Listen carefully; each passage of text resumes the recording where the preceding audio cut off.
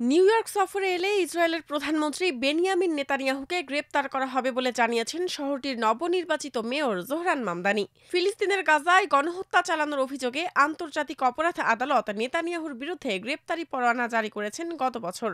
এর পরিপ্রেক্ষিতেই মামদানি এ ঘোষণা দেন। মামদানি এমন সময় এ মন্তব্য করলেন যখন নিউ ইয়র্কের বিদায়ী মেয়র এরিক অ্যাডামস ইসরায়েল সফর করছেন এবং দেশটির প্রধানমন্ত্রী নেতানিয়াহুর সঙ্গে সাক্ষাৎ করেন।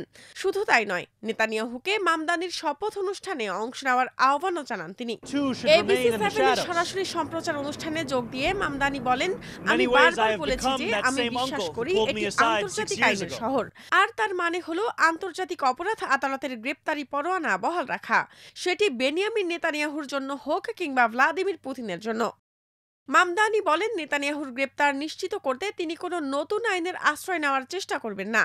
তিনি বলেন, আমি ডোনাল্ড ট্রাম্পের মতো নই, আমি বিদ্যমান আইনের মধ্যেই থাকতে চাই।